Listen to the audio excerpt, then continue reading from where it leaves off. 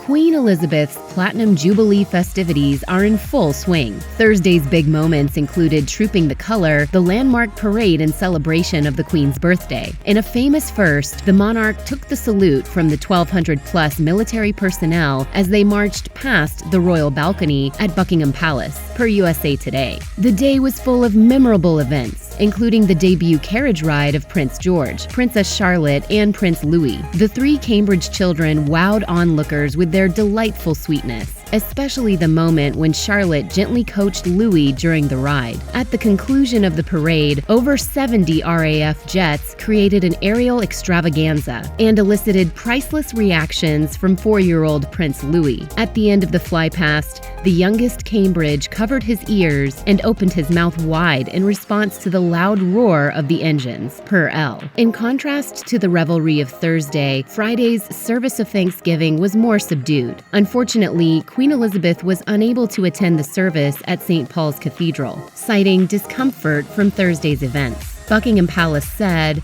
"Taking into account the journey and activity required to participate, Her Majesty with great reluctance has concluded that she will not attend."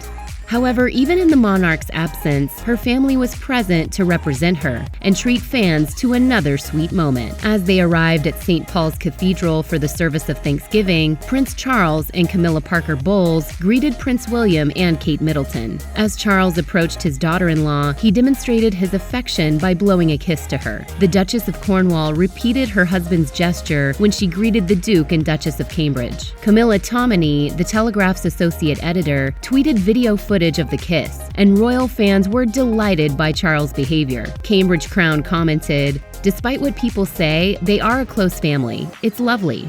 Another fan tweeted, "Love this. So nice to see an unconscious action of affection from on him on such an important occasion."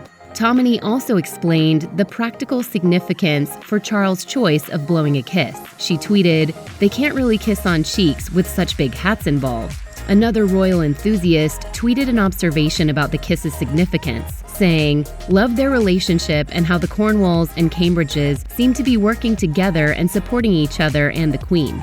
The senior royals were some of the final guests to appear at the cathedral, where 2,000 participants awaited, per Express. As heir to the throne, Prince Charles represented his mother. Kate also paid homage by wearing the monarch's Bahrain pearl drop earrings. The iconic jewels were gifted to the Queen on her wedding, and it is believed that she granted the Duchess, quote, "a permanent loan to wear them." Since the early days of her introduction to the royal family, Prince Charles and Kate Middleton have enjoyed a caring relationship. Following her engagement to Prince William, Kate was enthusiastic about her father-in-law-to-be and described him as very, very welcoming and very friendly, per Hello.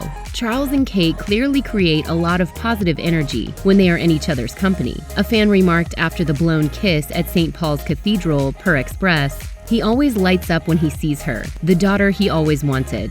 These comments echo the Prince of Wales' heartfelt speech that he gave at William and Kate's wedding, where he said of his daughter-in-law, quote, "We are lucky to have her." Over the last 11 years, their bond has continued to grow. At numerous events, Kate has shown that she appreciates her father-in-law's sense of humor. The two have been observed laughing together and enjoying each other's company. Kate and Charles are also present for each other during difficult moments. At Prince Philip's funeral, Kate demonstrated her devotion and care to Charles with a loving touch on his shoulder while the Duke of Cornwall grieved for his father, per the Mirror. In addition, the Duchess of Cambridge makes a point of building familial bonds by ensuring that Charles gets plenty of grandparent time with her 3 young children.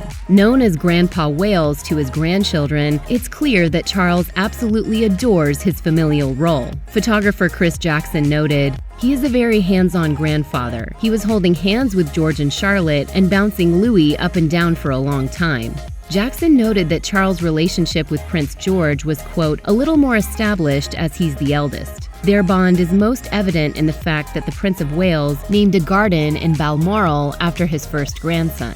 Situated on the Birkall estate, the Arboretum is known as Prince George's Wood. During an interview with BBC News, Charles explained that this special area started to take shape after he planted the first tree when his grandson was born. Since then, it's become, quote, "an old man's obsession," as the prince explained. Check out one of our newest videos right here. Plus, even more list videos about the Platinum Jubilee are coming soon. Subscribe to our YouTube channel and hit the bell so you don't miss a single one.